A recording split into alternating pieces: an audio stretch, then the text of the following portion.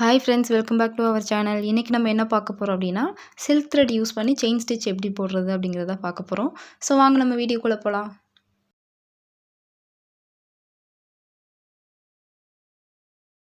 Chain stitch வந்து yellow colour thread வச்சு போட போகிறோம். ஸோ நான் அதே மாதிரி நான் ஆல்ரெடி சொல்லியிருந்தேன் இல்லைங்களா, அதே மாதிரி சிங்கிள் கலர் த்ரெட் வாங்கிட்டு நான் பாபினில் வைண்ட் பண்ணி வச்சுருக்கேன். ஸோ நான் இந்த த்ரெட் தான் நான் யூஸ் பண்ண போகிறேன். ஸ்டார்ட் பண்ணும்போது என்ன பண்ணணும்னா, நம்ம எடுத்தது நம்ம டபுள் த்ரெட் வச்சு நம்ம எப்போவுமே ப்ராக்டிஸ் பண்ணக்கூடாது.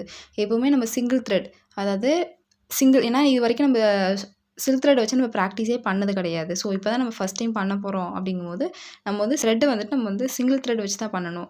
டபுள் த்ரெட் வச்சு எடுத்தது நம்ம வந்து ஒர்க் பண்ணி ஸ்டார்ட் பண்ணக்கூடாது. அப்போ வந்துட்டு அது ரொம்பவே உங்களுக்கு கஷ்டமாக இருக்கும். ஏன்னா சில்க் த்ரெட்டு எப்படி யூஸ் பண்ணணும்னே நமக்கு தெரியாது. ஸோ அப்படி இருக்கும்போது நம்ம டபுள் ஸ்ட்ராண்ட்ஸ் வச்சு யூஸ் பண்ணுறோம் அப்படிங்கும்போது ஆட்டோமேட்டிக்காக என்ன ஆகும்னா, நமக்கு அங்கே ட்ரபிள் ஆகும். ஸோ அதனால் வந்துட்டு நம்ம ஃபஸ்ட்டு சிங்கிள் த்ரெட் வச்சு நம்ம ப்ராக்டிஸ் பண்ணுறோம். சிங்கிள் த்ரெட் நமக்கு ஓகே, நல்லா ப்ராக்டிஸ் ஆனதுக்கப்புறம் நம்ம டபுள் த்ரெட் வச்சு போகலாம். ஸோ நான் இப்போ உங்களுக்கு ரெண்டுமே நான் உங்களுக்கு போட்டு காமிக்கிறேன். ஒர்க் எப்படி வரும்னு சொல்லி போட்டு காமிக்கிறேன். ஸோ பாருங்கள். அதுக்கு முன்னாடி எப்போவுமே நம்ம த்ரெட்டை வந்து கீழே எம்டி ஸ்பேஸில் எப்போவுமே விடக்கூடாது. ஏன்னா த்ரெட்டு வந்து அங்கிட்டும் இப்போ நம்ம த்ரெட்டு எடுக்க அங்கிட்டும் இங்கிட்டும் த்ரெட் வந்து போய்கிட்டே இருக்கும்.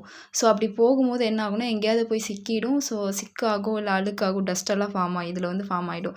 ஸோ இதெல்லாம் அவாய்ட் பண்ணுறதுக்கு இந்த மாதிரி ஏதோ ஒரு பாக்ஸ்லேயோ வேறு ஏதாவது ஒரு கண்டெய்னர் மாதிரி இருந்துச்சுன்னா நீங்கள் அதில் போட்டு வச்சுட்டு அதுக்கப்புறம் நம்ம வந்துட்டு ஒர்க் பண்ணலாம். க்ளீன் பண்ணாலும் அவ்வளோக்கா வந்து த்ரெட்டில் இருக்க டஸ்ட் வந்து போகாது. ஸோ அதெல்லாம் அவாய்ட் பண்ணுறதுக்கு இந்த மாதிரி பாக்ஸில் போட்டு வச்சிட்டிங்கன்னா அங்கேயும் உருண்டும் போகாமல் நம்ம பார்த்துக்கலாம். நார்மலாக நம்ம சூயிங் த்ரெட்டில் எப்படி நாட் போடுவோம் அதே மாதிரி நாட் போட்டுக்கிறேன். ஏன்னா சில்க் த்ரெட் வந்து ரொம்பவே சாஃப்டாக இருக்கும். நமக்கு ஹேண்டில் பண்ணும்போது ரொம்ப கட் ஆகிடுமோன்னு பயந்துட்டே தான் வந்துட்டு பிகினர்ஸ் வந்து ப்ராக்டிஸ் பண்ணுவாங்க. ஸோ இந்த மாதிரி நல்லா பெருசாக போட்டுக்கணும். ஏன் இந்த த்ரெட் போடுறோன்னா, நம்ம ஸ்டிச் போட்டு மேலே எடுக்கும்போது த்ரெட்டு இந்த த்ரெட்டு கீழே இருக்க இந்த எண்ட் த்ரெட் இருக்கு இல்லையா, ஸோ இந்த எட்ஜு வந்துட்டு நமக்கு மேலே வந்துடக்கூடாது. ஸோ அது வரக்கூடாதுங்கிறதுக்காக தான் பிகினர்ஸ் வந்துட்டு இந்த மாதிரி நாட் போட்டு ப்ராக்டிஸ் பண்ணுங்க சொல்கிறது.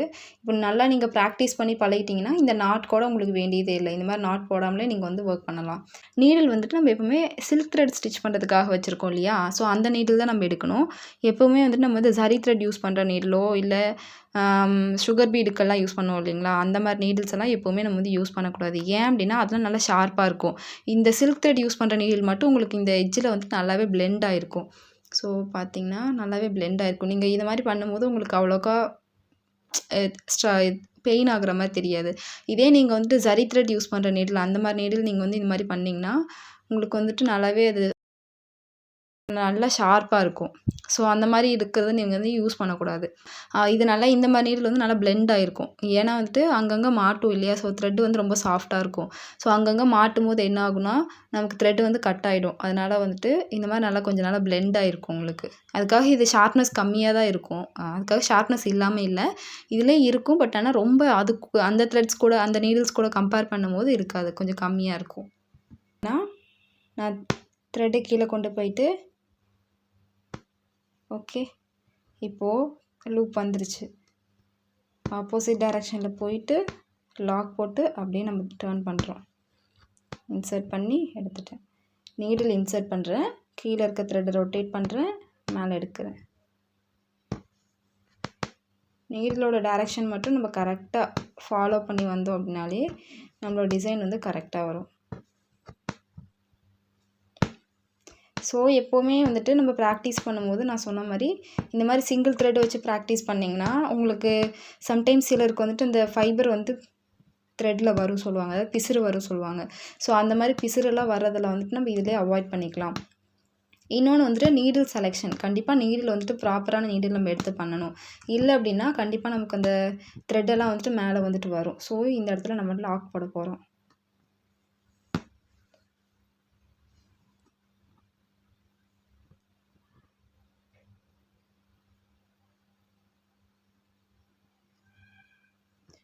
ஸோ லாக் போட்டுட்டு நார்மலாக நம்ம மெதுவாக ரொம்ப சாஃப்டாக ஹேண்டில் பண்ணணும். ஸோ சிங்கிள் த்ரெட் வச்சு போடும்போது உங்களுக்கு வந்துட்டு இப்படி தான் இருக்கும். நீங்கள் வந்துட்டு இப்போது இந்த லூப் வந்துட்டு நான் கொஞ்சம் ஓரளவுக்கு ஆவரேஜாக போட்டிருக்கேன். இன்னும் நெருக்கமாக போகிறதுனால போடலாம், இல்லை தள்ளி இன்னும் கொஞ்சம் லாங்காக போட்டு நீங்கள் ப்ராக்டிஸ் பண்ணுறதுனாலும் பண்ணலாம். பட் நான் வந்துட்டு என்ன பெஸ்ட்டுன்னு சொல்லுவேன்னா, பிகினராக நீங்கள் ப்ராக்டிஸ் பண்ணுறீங்க அப்படின்னா ஃபஸ்ட்டு எடுத்ததும் நெருக்கமாக போட்டு ப்ராக்டிஸ் பண்ண வேண்டாம். கொஞ்சம் லாங்காக இப்போ நான் போட்டிருக்க சைஸ் போட்டாலும் ஓகே தான், இல்லை இதை விட கொஞ்சம் லாங்காக போட்டாலும் ஓகே தான். அந்த மாதிரி போட்டு ப்ராக்டிஸ் பண்ணிவிட்டு உங்களுக்கு ஓகே ஆனதுக்கப்புறம் நீங்கள் இன்னும் கொஞ்சம் ஷார்ட்டாக போடலாம். அதான் நெருக்கமாக போடலாம். எடுத்ததும் நீங்கள் நெருக்கமாக போட்டு ப்ராக்டிஸ் பண்ணிங்கன்னா உங்களுக்கு ரொம்ப அது கஷ்டமாக தெரியும். நீடில் நம்ம கரெக்டாக அதில் இன்சர்ட் பண்ணி நீடில் இப்படி டர்ன் பண்ணும்போது நமக்கு வந்து ரொம்ப ஸ்ட்ரக் ஆகும். அங்கங்கே வந்துட்டு த்ரெட்டில் மாட்டிக்கும், த்ரெட் வந்து கட் ஆகும். ஸோ அதெல்லாம் வந்துட்டு நம்ம வந்து அவாய்ட் பண்ணிக்கலாம். அதுக்காக தான் வந்து கொஞ்சம் லாங்காக போட்டு ப்ராக்டிஸ் பண்ணுங்கன்னு சொல்கிறது. அதுக்காக ரொம்ப லாங்காக போட்டாலுமே நமக்கு த்ரெட்டு வந்து அந்த கிரிப் கிடைக்காது நமக்கு. கரெக்டாக அந்த பேலன்ஸ் பண்ணி நம்ம கொண்டு போக முடியாது. ஸோ அதையும் வந்து கரெக்டாக நோட் பண்ணி பண்ணிக்கோங்க. இந்த மாதிரி சிங்கிள் த்ரெட் வச்சு நம்ம ப்ராக்டிஸ் பண்ணிவிட்டு உங்களுக்கு இந்த மாதிரி லைன்ஸ் வருது, ஸ்ட்ரைட் லைன்ஸ் அந்த மாதிரிலாம் வருது அப்படின்னா, நான் ஆல்ரெடி சொல்லியிருந்தேன் இல்லைங்களா, ஜரி த்ரெட்டுக்கு எப்படி நம்ம ஷேப்ஸ் எல்லாம் ட்ரை பண்ணணும், டிஃப்ரெண்ட் ஷேப்ஸு, அப்புறம் ஸ்பைரல்ஸ் அந்த மாதிரிலாம் ட்ரை பண்ணோம் இல்லையா. ஸோ அதை மாதிரி எல்லாமே வந்துட்டு இந்த மாதிரி சிங்கிள் த்ரெட் யூஸ் பண்ணி நம்ம வந்து ஒர்க் பண்ணி ப்ராக்டிஸ் பண்ணணும். ஸோ அப்படி ப்ராக்டிஸ் பண்ணதுக்கு அப்புறம் தான் வந்துட்டு நம்ம வந்து டபுள் த்ரெட்டுக்கே போகணும். அப்போ தான் வந்துட்டு நம்மளால் ப்ராப்பராக வந்துட்டு லேர்ன் பண்ணி போக முடியும். ஸோ இந்த மாதிரி லைன்ஸ் நான் இப்போ உங்களுக்கு வீடியோக்காக இந்த லைன் மட்டும் போட்டு காமிச்சிருக்கேன். நீங்கள் வந்து ப்ராக்டிஸ் பண்ணும்போது ஷேப்ஸ் எல்லாமே எந்த ஸ்டிச் போட்டாலுமே அதை வச்சு அந்த ஸ்டிச்சை வச்சு எல்லா ஷேப்ஸும் நம்ம வந்துட்டு ஒர்க் பண்ணணும். ஸோ அப்போ தான் வந்துட்டு நம்ம ப்ராப்பராக வந்துட்டு நம்ம லேர்ன் பண்ண முடியும். இப்போது இந்த செயின் ஸ்டிச்சோட லைன் வந்து நம்ம இந்த மாதிரி ஸ்ட்ரைட் லைன்லேயே தான் நம்ம எல்லா பக்கமும் நம்ம யூஸ் பண்ணுவோம்னு சொல்ல முடியாது. சம்டைம்ஸ் நம்ம வந்துட்டு ஏதாவது மேங்கோ ஷேப்ஸ் அந்த மாதிரிலாம் யூஸ் பண்ணுவோம், ஏதாவது ஒரு ஸ்டார்ஸ் அந்த மாதிரிலாம் யூஸ் பண்ணுவோம், இல்லை ஏதாவது ஒரு அதாவது ஐஸ் எல்லாம் இருக்கும் இல்லையா, ஸோ அந்த மாதிரி போர்ஷன்ஸ் எல்லாம் யூஸ் பண்ணுவோம். ஸோ எங்கே யூஸ் பண்ணுவோம், எந்த ஸ்டிச்சை எங்கே யூஸ் பண்ணோன்னு நம்ம சொல்ல முடியாது. ஸோ எல்லா இடத்துலையும் நம்ம ஒர்க் பண்ணுறதுக்கு நம்ம ப்ராக்டிஸ் பண்ணணும். ஸோ அது ப்ராக்டிஸ் பண்ணால் மட்டும்தான் முடியும். அப்புறம் சில்க் த்ரெட் வந்து கட் ஆகுது, அங்கங்கே வந்துட்டு எனக்கு ஃபைபர் வருது, அதெல்லாம் வந்துட்டு ரொம்ப இது பண்ணி ஸ்ட்ரெயின் பண்ணிக்க வேண்டாம். சப்போஸ் உங்களுக்கு அப்படி கட் ஆகுற மாதிரி இருக்குது அப்படின்னா நீங்கள் கொஞ்ச நேரம் விட்டுருங்க. விட்டுட்டு ரிலாக்ஸ் ஆகிட்டு அதுக்கப்புறம் நீங்கள் நார்மலாக வந்துட்டு ஸ்டார்ட் பண்ணிங்க அப்படின்னாலே உங்களுக்கு வந்து அவ்வளோக்கா வந்து ட்ரபிள் இருக்காது. அப்புறம் ரொம்ப ப்ரெஷர் எடுத்து ஒர்க் பண்ணக்கூடாது. ரொம்ப வந்துட்டு கீழே குனிஞ்சிட்டோ அந்த மாதிரிலாம் ஒர்க் பண்ணக்கூடாது. அந்த மாதிரிலாம் பண்ணிங்கனாலும் உங்களுக்கு சீக்கிரம் வந்து ஸ்டிச் வந்து ப்ராக்டிஸ் பண்ண முடியாது. இப்போ வந்துட்டு நம்ம நெக்ஸ்ட்டு டபுள் த்ரெட் வச்சு எப்படி ஒர்க் பண்ணணும் அப்படி சொல்லி நான் காமிக்கிறேன், அதையும் பாருங்கள். சேம் நான் அதே மாதிரியே நாட் போட்டுட்டேன். ஸோ நாட் போட்டுட்டு இப்போ நம்ம ஒர்க் ஸ்டார்ட் பண்ணலாம்.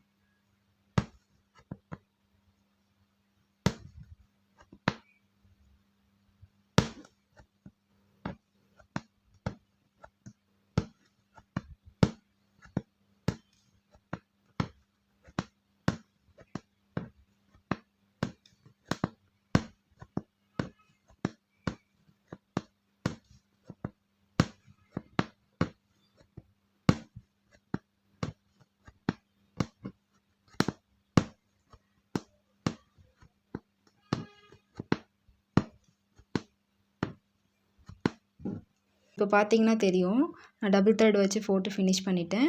இது சிங்கிள் த்ரெட் வச்சு போட்டிருக்கோம். ஸோ த்ரெட்டு எப்போவுமே நம்ம ப்ராக்டிஸ் பண்ணும்போது நம்ம கரெக்டாக அந்த பேலன்சிங்கோடு கான்சன்ட்ரேட் பண்ணி பண்ணோன்னா நமக்கு இந்த மாதிரி த்ரெட்டோட ஃபைபர்ஸ்லாம் எதுவுமே வராது. இதே நம்ம வந்துட்டு ப்ராப்பர் பேலன்சிங் இல்லாமல் நம்ம பண்ணுறோம் அப்படின்னா ஆட்டோமேட்டிக்காக நமக்கு வந்துட்டு த்ரெட்டு வந்துட்டு நமக்கு கண்டிப்பாக வந்து கட் ஆக தான் செய்யும். ஸோ ஃபைபர் வந்துட்டு வருது அது மாதிரிலாம் சொல்லிட்டு ரொம்ப இது வந்துட்டு ஸ்ட்ரகிள் பண்ணிக்காதீங்க. அது வந்துட்டு போக போக கண்டிப்பாக சரியாயிடும். ஸோ இப்போ நம்ம இதை நாட் போட்டு எண்ட் பண்ணிக்கலாம். மெதுவாக ரொம்ப ஹார்ஷாலாம் கீழே இழுக்கக்கூடாது, மெதுவாக தான் இழுக்கணும். ஓகே, இப்போ பார்த்தீங்கன்னா சிங்கிள் த்ரெட் வச்சு ஃபஸ்ட் நல்லா ப்ராக்டிஸ் பண்ணிவிட்டு எல்லா ஷேப்ஸும் ப்ராக்டிஸ் ஆனதுக்கப்புறம் நம்ம இந்த மாதிரி டபுள் த்ரெட் வச்சு ப்ராக்டிஸ் பண்ணுறோம். ஸோ நான் சொன்ன மாதிரி இந்த மெத்தடில் நீங்கள் ட்ரை பண்ணிங்கன்னா கண்டிப்பாக உங்களுக்கு த்ரெட்டில் ஃபைபர்ஸ் வந்து அதிகமாக கட்டும் ஆகாது.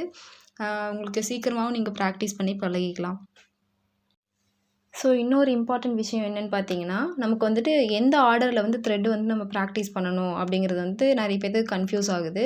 ஸோ அது கன்ஃப்யூஷன்லாம் எதுவுமே வேண்டியதில்ல. நம்ம ஃபர்ஸ்ட் நான் வந்துட்டு 3 த்ரெட்ஸ் தான் நம்ம எடுத்து ப்ராக்டிஸ் பண்ணுவோம். அதாவது சூயிங் த்ரெட் எடுப்போம், அப்புறம் ஜரி த்ரெட், அப்புறம் சில்க் த்ரெட். இந்த 3 த்ரெட்ஸ் தான் எடுத்து நம்ம ப்ராக்டிஸ் பண்ணுவோம். ஸோ ஃபர்ஸ்ட் வந்து நம்ம எதில் ப்ராக்டிஸ் பண்ணுவோம் அப்படின்னு பார்த்தீங்கன்னா, நம்ம சூயிங் த்ரெட், அதாவது மெஷினுக்கு நம்ம ஸ்டிச்சிங்க்கு யூஸ் பண்ணுவோம் இல்லையா? ஸோ அந்த த்ரெட் தான் நம்ம யூஸ் பண்ணி ப்ராக்டிஸ் பண்ணுறோம். ப்ராக்டிஸ் பண்ணும்போது அது வந்து சிங்கிள் த்ரெட் வச்சு தான் நம்ம ப்ராக்டிஸ் பண்ணுவோம்.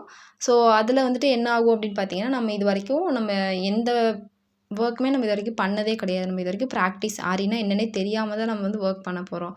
ஸோ அப்படி இருக்கும்போது நம்ம வந்துட்டு சூயிங் த்ரெட் வச்சு ப்ராக்டிஸ் பண்ணும்போது நம்மளோட நம்ம கையோட கரெக்டாக வந்துட்டு எந்த பொசிஷனில் வைக்கணும், எந்த பொசிஷன் கொண்டு போகணும், அதெல்லாம் கற்றுக்கிறதுக்காக தான் சூயிங் த்ரெட்டெல்லாம் நம்ம ப்ராக்டிஸ் பண்ணுறோம்.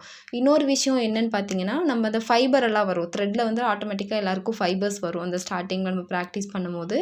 ஸோ அந்த ப்ராக்டிஸ் அந்த மாதிரி ஃபைபர்ஸ் எல்லாம் வரதை அவாய்ட் பண்ணிக்கலாம் நம்ம. அது எல்லாமே அதில் வந்து அவாய்ட் பண்ணுறதுக்காக தான் வந்துட்டு நம்ம வந்து பேசிக் வந்துட்டு சூயிங் த்ரெட் வச்சு ப்ராக்டிஸ் பண்ணுங்கன்னு சொல்கிறது. ஸோ நீங்கள் சூயிங் த்ரெட் வச்சு ஓரளவுக்கு நல்லா எனக்கு ஃபைபரெல்லாம் வராமல் நல்லா எனக்கு த்ரெட் அதை நான் சொன்ன மாதிரி ஆர்டரில், அதாவது ஒரு லூப்புக்கும் இன்னொரு லூப்புக்கு இடையில கேப் வந்துட்டு ஈவனாக வரணும். ஸோ டிஸ்டன்ஸ் எல்லாம் கரெக்டாக ஃபாலோ பண்ணி நான் சொன்ன மாதிரி ஒரு ப்ராப்பரான செயின் ஸ்டிச் நீங்கள் போட்டு ப்ராக்டிஸ் பண்ணிட்டீங்க சூயிங் த்ரெட் யூஸ் பண்ணி அப்படின்னா, அதுக்கப்புறம் நெக்ஸ்ட்டு ஸ்டேஜ் வந்துட்டு நம்ம வந்து ஜரி த்ரெட்டில் போகிறோம். ஜரி த்ரெட்டில் எதுக்காக நம்ம போகிறோம் அப்படின்னா, சிலர் வந்துட்டு கேட்குறாங்க, சில்க் த்ரெட்டில் போகலாம்ல, ஜரி த்ரெட்டில் போகிறதுக்கு பதிலாக அது இன்னும் கொஞ்சம் கஷ்டமாக இருக்கும், ஈஸியாக இருக்கும், நம்ம ப்ராக்டிஸ் பண்ணுறதுக்கு ஈஸியாக இருக்கும்ல அப்படி சொல்லி கேட்குறாங்க. பட் அப்படி போகிறதுக்கு பதில் ஜரி த்ரெட்டில் போகிறீங்க அப்படின்னா, நமக்கு வந்துட்டு நல்லாவே ஸ்பீடு உங்களுக்கு கிடைக்கும். அதாவது நம்ம இது வரைக்கும் நம்ம என்ன மிஸ்டேக்லாம் நம்ம பண்ணக்கூடாதோ அது எல்லாமே நம்ம சூயிங் த்ரெட்லேயும் ப்ராக்டிஸ் பண்ணிவிடுவோம். ஸோ அதுக்கப்புறம் செகண்ட் ஸ்டேஜ் நமக்கு வந்து ஸ்பீடு தான் ரொம்ப இம்பார்ட்டண்ட். ஸோ ஸ்பீடு நம்ம அதிகமாக்கிறதுக்கு என்ன பண்ணுறோன்னா, நமக்கு வந்து சில்க் த்ரெட்டில் போனோம் அப்படின்னா நம்மளோட ஸ்பீடு ஆட்டோமேட்டிக்காக டவுன் ஆகிடும்.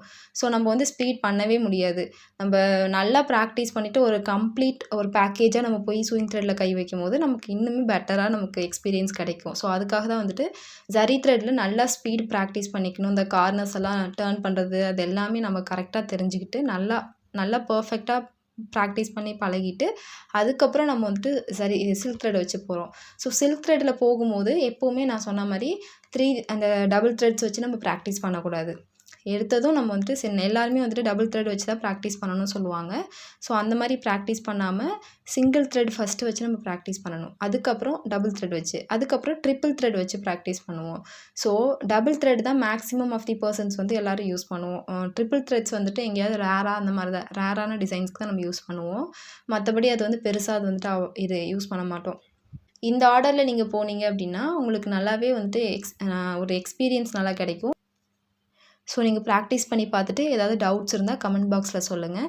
ஸோ மறக்காமல் நம்மளோட சேனலை சப்ஸ்கிரைப் பண்ணிக்கோங்க. அப்படியே கூடவே இருக்க பெல் பட்டனையும் ப்ரெஸ் பண்ணிக்கோங்க.